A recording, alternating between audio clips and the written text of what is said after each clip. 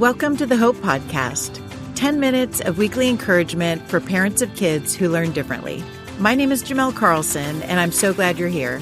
I hope you enjoy this week's episode. Hey friends, welcome back. So today I want to talk with you about neuroplasticity, which is our brain's ability to change and grow. You know, we are all born with different strengths and weaknesses.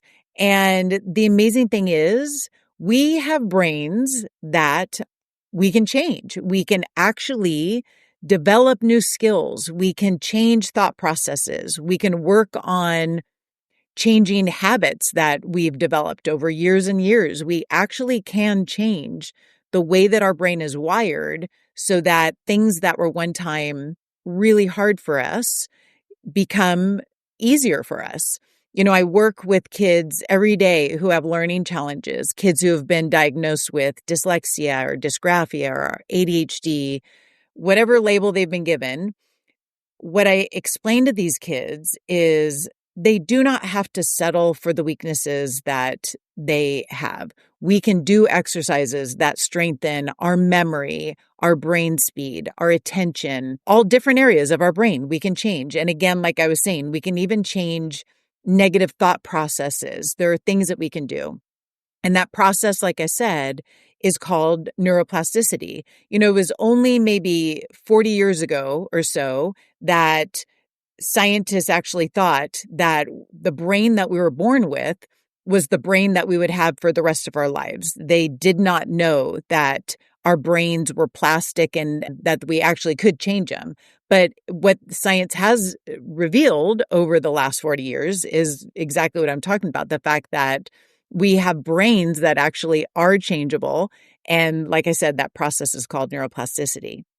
So the way that neuroplasticity works is that anytime you start to focus on trying to develop a new skill, a new thought, whatever it is that you're wanting to develop, something that's new, you put effort into that process. So let's just say that you wanted to learn how to skateboard or play the piano or something like that. What you would do is you would try that thing for the very first time. So let's just say that for the very first time, you got on a skateboard and you gave it a try.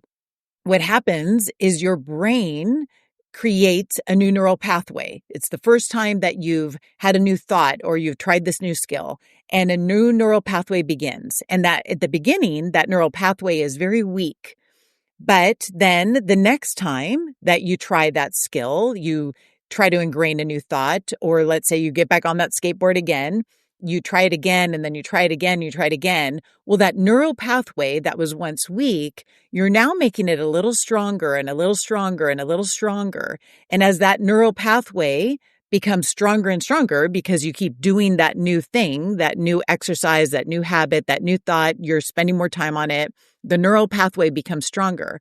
And then what happens is there is something called myelination that happens. Myelin, which is a combination of protein and fats that is in our brain, starts wrapping itself around that neural pathway and making that neural pathway even stronger.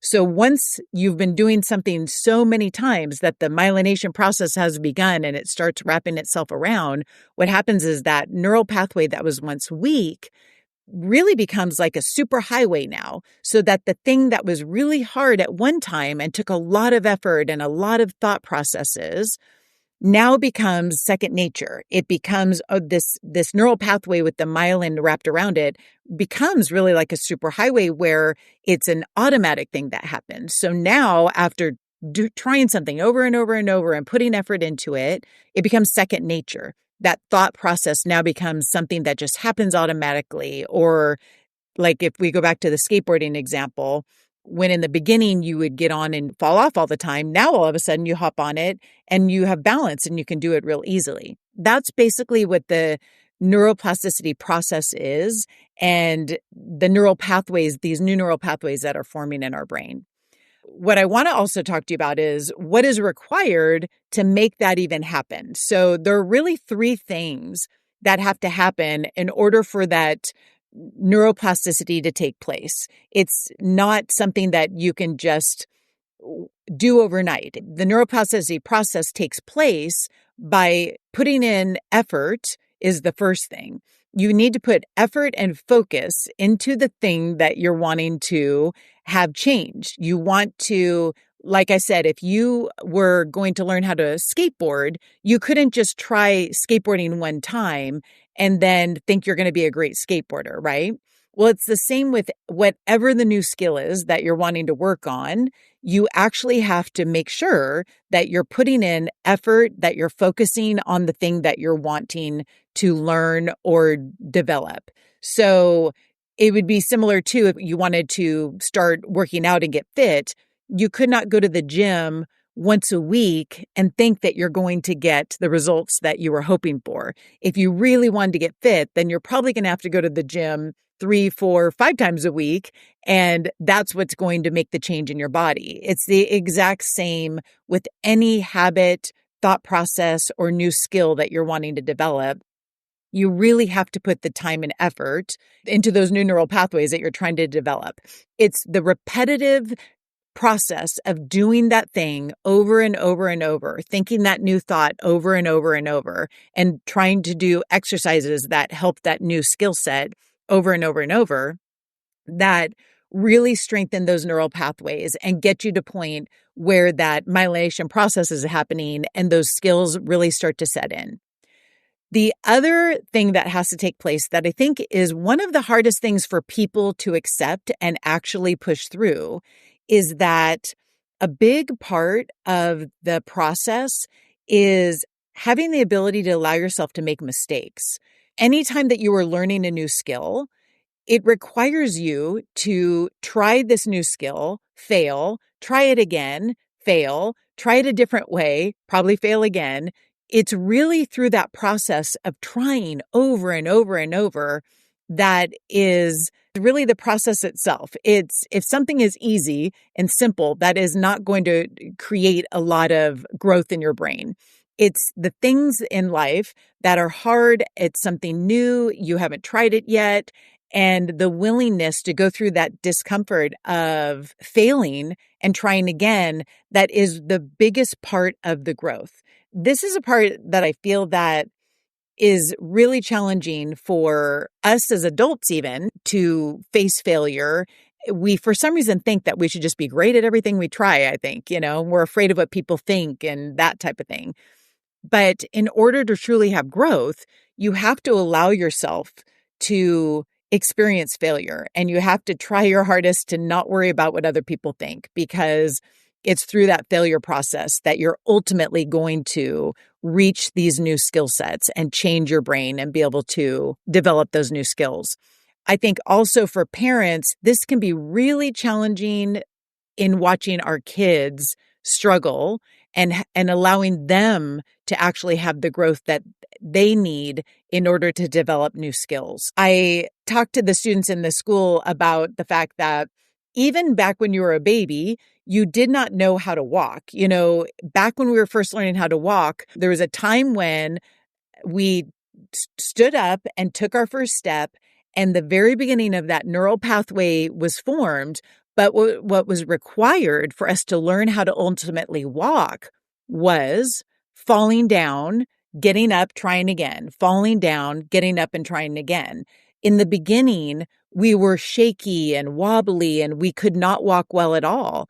It actually took standing up, falling down, standing up, falling down, crying it out, scraping our knees. That was the process that helped us develop the neural pathways for us to be able to learn how to have that skill set of walking. And now you stand up and you walk real easy. You don't even think about it. It's second nature. But that wouldn't have happened if you did not go through the process of failure over and over and over.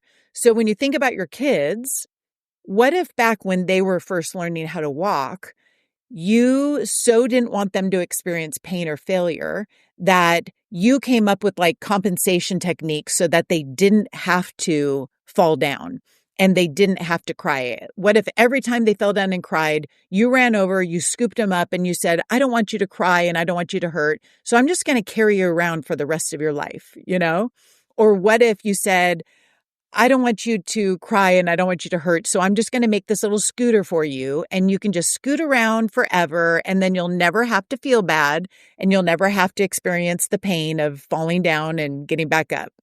I know that sounds silly, but that is actually the exact same thing that is going on later in life.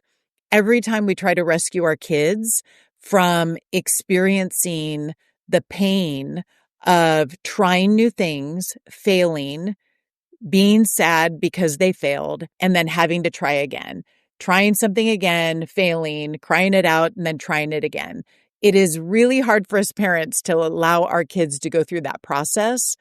But it is absolutely critical for us to allow them to go through that process in order for them to develop new skills. So even when your child is struggling with something like a learning challenge and they go to try exercises that are hard because that is where the part of their brain is weak, that is going to be hard for them. They are going to feel like it's challenging. At the beginning, they may feel like they can't do it, but allowing them to push through those fears, to try something, fail it, try it again over and over until one day it becomes a little bit easier.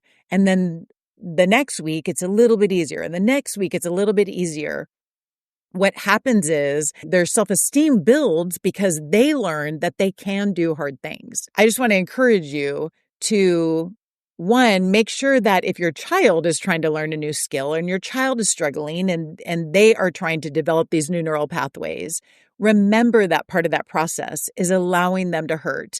When they fall down, when they fail, when they're struggling, absolutely give them a hug. Let them cry on your shoulder. But do your best not to rescue them and instead remind them that they've got this. They can do it. They can push through those hard things and they can keep going. And your child aside, I want to remind you, if it's something that you're struggling with and a new skill you're trying to develop or new thought processes you're trying to develop, but you keep failing, give yourself grace because that is part of the process. Remember that failure is part of the process. It's to be expected.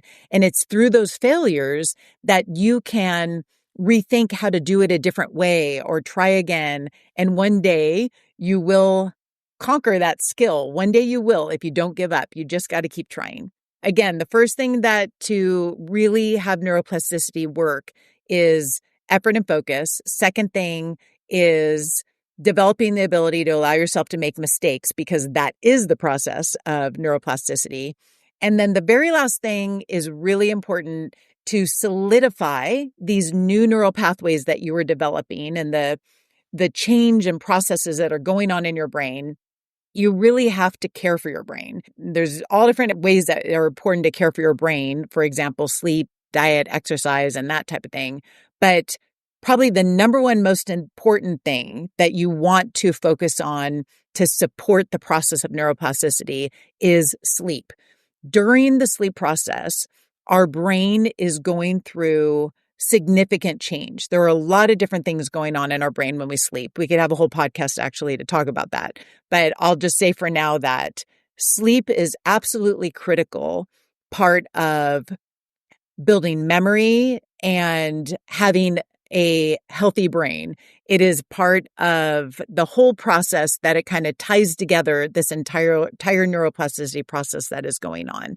So when you are working on some new skills, trying to improve your memory, brain speed, attention, working on anything really that is developing new neural pathways in your brain, it is really imperative that you are getting enough sleep at night, that it is going to support what you're doing during the day. If you are working really hard on something in the daytime, but then at night you're not getting much sleep at all, it is really counterproductive to what you're doing in the day. It's the same with these kids at our school. If we are all day long working on brain speed, memory, attention, and different skill sets, academics and all that, but then they're only getting 5 hours of sleep at night, it really is going to make it very, very challenging for them to retain the changes that you're trying to do through the day. So that's neuroplasticity and the different ways that you can kind of support that growth and change in your brain. I just want to encourage you and remind you that As I said, you can change your brain. Your kids can change their brain. As a matter of fact, every single day we are changing our brains. Every moment of every day, our brains are changing. Everything that we're putting into our brains, good or bad, is impacting the growth of our brain. And so I just want to encourage you to put in that time and effort and allow yourself to make mistakes and to focus on the things, the areas that you want to see growth. And it is possible. There is hope for change. Whatever your struggle is, whether it's being diagnosed with a learning challenge or it's a habit that you've formed that you're not happy about, whether it's thought processes that you have that you wish you could change or just a new skill set that you want to develop, there is hope for change. We are all born with this amazing brain that has the ability to change and grow if we choose to put that effort in. And you can do it. You really can. Thanks for joining me this week, and I look forward to talking with you next week. Thank you again for listening to the Hope Podcast. If you'd like to connect with me or offer suggestions for topics you'd like covered in future episodes, you can visit me on Instagram at Jimelle Carlson. And if you'd like to learn more about Foundations Cognitive Schools, you can visit our website at foundationscognitive.com.